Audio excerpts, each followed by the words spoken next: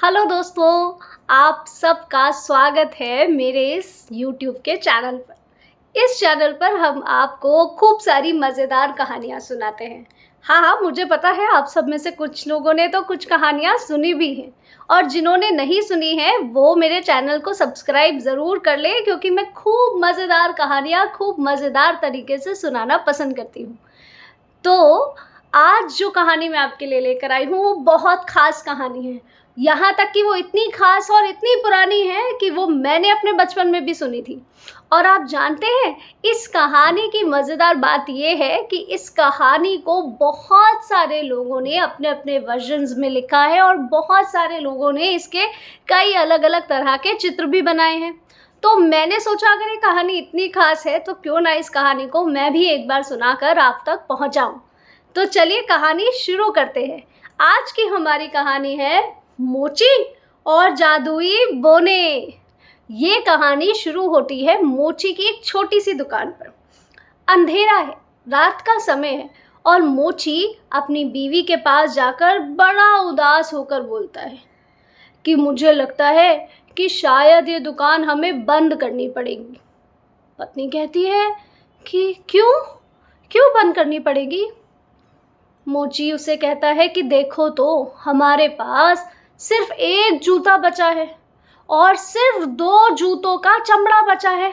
आप चमड़ा जानते हैं ना, जिससे जूते बनते हैं। तो मोची की बीवी बहुत उदास हो जाती है। वो लगभग रोने सी लग जाती है। हमने इतनी मेहनत से इतने साल लगाकर ये दुकान बनाई और अगर ये दुकान बंद हो गई तो हम क्या खाएंगे? हमें तो कोई और काम भी नहीं आता, हमें तो सिर्फ जूते बनाने आते हैं। मोची कहता है कोई बात नहीं, हम ज़रूर कुछ ना कुछ ढूंढ लेंगे, पर चलो अभी बहुत रात हो गई है, चलो अब सोने का समय है। मोची की बीवी बहुत उदास मन से अपनी दुकान के सारे सामान को समेटकर और वहाँ पर जलती हुई लाइट को बंद कर चली जाती है सोने। जब मोची अपनी दुकान को बंद कर चला जाता है और उस सड़क पर जितनी भी दुकानें होती हैं वो सारी दुकानें बंद हो जाती हैं। रात का अंधेरा खूब घना हो जाता है। कोई भी आसपास नहीं होता, कोई भी आवाज़ नहीं होती।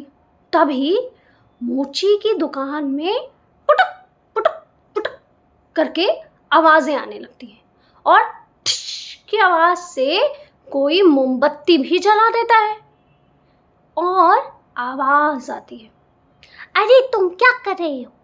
एकदम धीरे धीरे चलो, अगर किसी ने सुन लिया तो सबको हमारे बारे में पता चल जाएगा। दूसरी तरफ से आवाज़ आती है, अगर सबको पता चल गया तो क्या होगा? अगर सबको पता चल गया तो हमें सबकी मदद करनी पड़ेगी, पर अभी तो हम मोची की मदद करने ही आए हैं। ऐसे करके 2 नन्हे एकदम छोटे छोटे बोने मोची की दुकान के अंदर होते हैं और वो मोची की दुकान में इधर उधर सब जगह जाते हैं। तभी उनको मेज पर रखा चमड़ा दिखाई देता है और वो अपने थैले में से सुई और धागा निकाल लेते हैं और दोनों गाना गाने लग जाते हैं। सुई में गया धागा, सुई में गया धागा, चोर निकल के भागा, चोर निकल के भागा। सुई में डालो धागा, सुई में डालो धागा, चोर निकल के भागा। ऐसे करके जब वो गाना गाते हैं और सुई में एक रेशमी सा धागा डाल लेते हैं, दोनों बोने मिलकर टुक टुक टुक टुक टुक टुक टुक टुक करके जल्दी जल्दी से उस चमड़े के 2 जूते बना देते हैं। और वो इतने सुंदर जूते होते हैं जो जैसे पहले किसी ने कभी देखे ही ना हो। तो पहला बोना कहता है, चलो चलो जल्दी चलो, वरना फिर हमें यहाँ पे देर हो जाएगी और अगर सुबह हो गई तो लोग हमें देख लेंगे, चलो। दूसरा बोना भी लुढ़कता पुढ़कता पहले बोने के पीछे पीछे जाता है और वो जहाँ से अंदर आए थे वो वहीं से बाहर चले जाते हैं। सुबह जब मोची और मोची की बीवी अपनी दुकान खोलते हैं और जैसे ही वो दरवाज़ा खोल के सामने मेज पर देखते हैं, मोची की बीवी की तो आंखें बड़ी बड़ी और बड़ी हो जाती हैं और वो चिल्लाती है, सुनो सुनो सुनो। मोची जल्दी से भाग कर आता है कि हाय राम, जो छोटी सी दुकान में थोड़ा बहुत सामान था, कहीं वो चोरी तो नहीं हो गया। और जैसे ही मोची अंदर आता है, मोची भी सामने मेज पर रखे जूतों को देखता है और उसकी आंखें भी कैसे, हाँ ऐसे ही बड़ी बड़ी और बड़ी हो जाती हैं। बस वो दोनों बिल्कुल पास से जाके उन सुंदर जूतों को देखते रहते हैं और कहते हैं, अरे ये किसने बनाया, ये जूते तो बहुत सुंदर हैं। तो मोची कहता है, अब हम इसका क्या करेंगे। पत्नी कहती है, अरे क्या करेंगे, इन जूतों को सबसे पहले जाके खिड़की के पास रख दो ताकि लोगों को बाहर से ही सुंदर जूते दिख जाएं और कोई इन्हें खरीद ले। और बिल्कुल वैसा ही होता है। उस दिन वहां से एक बहुत अमीर आदमी गुजर रहा था। उसने उन जूतों को मोची की दुकान पर देखा तो पहले तो उसे यकीन ही नहीं हुआ कि इतनी छोटी सी दुकान में इतने सुंदर जूते रखे हैं। तो वो मोची की दुकान के अंदर गया और उसने कहा, ये जूते तुमने बनाए हैं। तो मोची ने कहा, हाँ हाँ मैंने और मेरी बीवी ने बनाए हैं और हमारी ही दुकान का सामान है, आप लेना पसंद करेंगे क्या। तो वो आदमी कहता है, जूता तो मुझे पसंद है पर मेरे नाप का भी तो होना चाहिए। मोची की बीवी, मोची और वो आदमी खुद भी नहीं जानता था कि वो जादुई जूता है, जिसके पैर में डालो उसके पैर का हो जाएगा। मोची उस आदमी को बैठाता है और बड़े प्यार से उसके पैरों में जूता डालता है। जैसे ही जूता डालता है, उस आदमी के चेहरे पे कितनी अच्छी मुस्कान आ जाती है। वो कहता है, अरे वाह, ये तो मुझे बहुत अच्छे से आ गया है और ये तो बड़ा मुलायम है अंदर से। आदमी थोड़ा सा चल के भी देखता है, उसको बड़ा मज़ा आता है। आप जब जूता लेने जाते हैं, आप भी ऐसे करके देखते हैं ना कि जूता हमारे पैर में अच्छे से आ जाए, वो मुलायम हो, वो कहीं हमें चुभे ना और वो देखने में भी खूब सुंदर लगे। तो बस जब आदमी ये सब करके देख लेता है, फिर वो मोची को कहता है कि बताओ इसका क्या दाम है। मोची अभी दाम बोलने ही वाला होता है कि उसकी पत्नी तभी आगे आ जाती है। वो कहती है, देखिए ये जूता ना बहुत ख़ास जूता है और ये हमने एक ही बनाया था, इसके जैसा कोई और जूता भी नहीं है दुनिया में, तो इसका तो आप हमें बहुत सारे पैसे देने पड़ेंगे। तो वो कहता है, अच्छा बताओ कितने सोने के सिक्के लोगे। सोने के सिक्के? मोची को लगा था वो तो चांदी के सिक्के देगा, पर वो तो सोने के सिक्के देने की बात कर रहा था। उसकी बीवी ने जल्दी से कहा, 20 सोने के सिक्के लगेंगे। आदमी ने कहा, 20 सोने के सिक्के, ये तो बहुत ज़्यादा है। उसकी बीवी ने कहा, देखिए आपको ये जूते चाहिए या हम वापस इसे खिड़की पर लगा दें, क्योंकि हमें इसका ग्राहक पक्का कोई मिल जाएगा। अब आदमी ने कहा, इतना सुंदर जूता है, इतना मुलायम है और ये कह रहे हैं तो दुनिया में एक ही है, तो चलो 20 सोने के सिक्के दे देता हूँ। और वो उन्हें 20 सोने के सिक्के दे देता है। जैसे ही आदमी उनकी दुकान से बाहर जाता है, मोची की बीवी तो एकदम नाचने लग जाती। आहा, 20 सोने के सिक्के, सोने के सिक्के। मोची खुद भी खुश हो जाता है बहुत ज़्यादा। वो कहता है, अरे ये कैसे हो गया, हमें दुकान नहीं बंद करनी पड़ेगी। वो कहती है, नहीं नहीं, हम दुकान बिल्कुल बंद नहीं करेंगे। और मोची अपनी बीवी को कहकर बाजार निकल जाता है और बाजार से कम 7-8 जूतों की जोड़ी के लिए चमड़ा ले आता है। अब जब तक वो वापस आता है, उसकी बीवी और मोची खुद बहुत थक जाते हैं। तो वो 7-8 जोड़ी चमड़े के लिए जो उसने सामान इकट्ठा किया था, उन सब को मेज़ पर रखकर मोची की बीवी और मोची दुकान पे क्या लगाते हैं, ताला लगाते हैं। एक बार उसको अच्छे से चेक करते हैं कि इतना चमड़ा है, कहीं चोरी ना हो जाए। तो फिर उसके बाद वो दोनों अपने घर चले जाते हैं और सो जाते हैं। रात को क्या होता है, रात को जब सारी सड़क पे खूब अंधेरा हो जाता है, जब सारी दुकानें बंद हो जाती है, जब कोई आसपास नहीं होता, तभी टुपक टुपक की आवाज करके बोने आते हैं। और बोने फिर से क्या करते हैं, वो देखते हैं अरे आज तो इतना सारा चमड़ा है, वाह वाह सारा सिल देते हैं। हाँ तो सारा तो सिलना पड़ेगा ना, सारा सिल लो अभी। और दोनों जो बोने होते हैं वो आपस में थोड़ी थोड़ी बात करते करते अपना सुई और रेशमी धागा निकालते हैं और उससे बहुत सुंदर जूते बना देते हैं। सुबह मोची और मोची की बीवी जब दुकान में आते हैं तो उनकी आंखें कैसे हो जाती हैं? हाँ ऐसे ही, बड़ी बड़ी और बड़ी।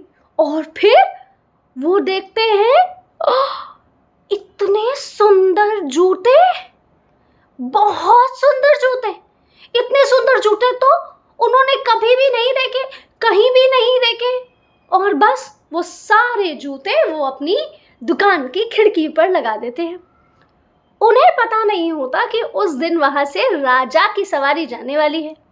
जैसे ही राजा की सवारी वहां से गुजरती है, राजा को दिखता है एक बहुत सुंदर जूता। और वहीं से रानी भी झुककर देखती है, उसे दिखती है उसके लिए एक बहुत सुंदर चप्पल। बस राजा और रानी वहां पर उतर जाते हैं और वो कहते हैं कि हम वो जूते और चप्पल लेंगे। तो रानी कहती है हाँ पर मेरे पैर में वो बराबर आने भी तो चाहिए। तो राजा सोचता है कि अब हम राजा होकर छोटी सी मोची की दुकान में जाएंगे। पर रानी कहती है पर हम इसीलिए तो बाहर आए थे बाजार घूमने, तो चलिए बाजार से सामान खरीदते हैं।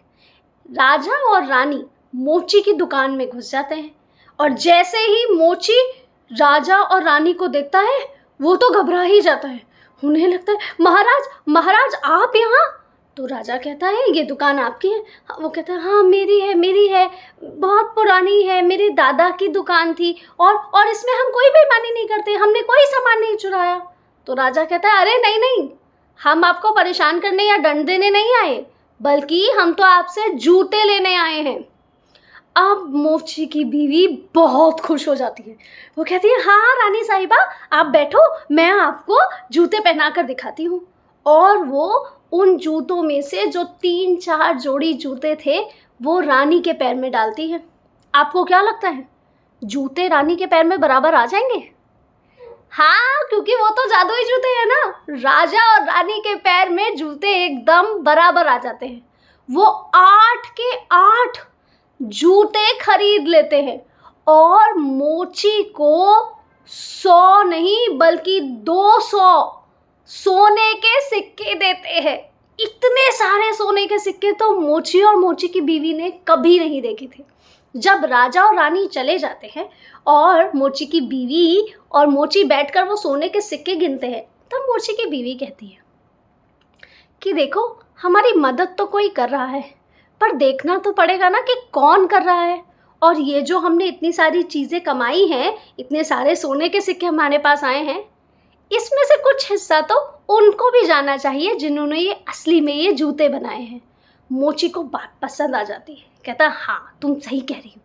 तो वो दोनों रात को दुकान में ही छुप जाते हैं एक अलमारी के अंदर।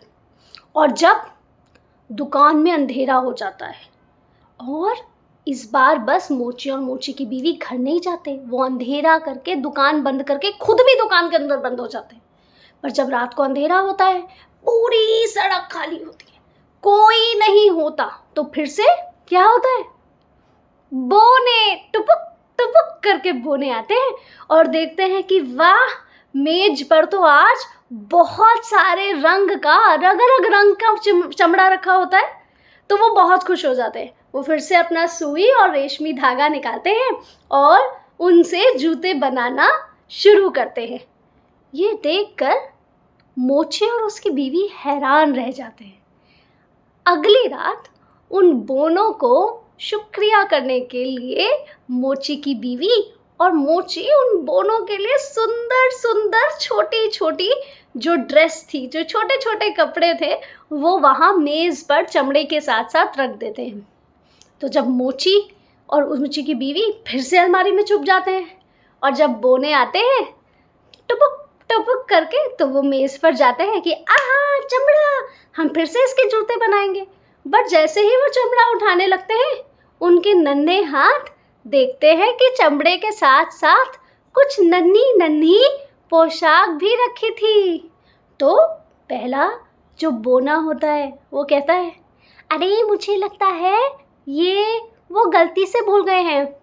दूसरा बोना कहता है, नहीं नहीं, गलती से नहीं भूले हैं, वो हमारे लिए छोड़ कर गए हैं। तुम्हें इतना भी नहीं पता चलता? देखो तो, ये बिल्कुल तुम्हारे और मेरे नाप का है। दूसरा बोना कहता है, अरे अगर वो हमारे लिए छोड़ के गए हैं तो उन्हें पता होगा ना कि हम यहाँ आए हैं।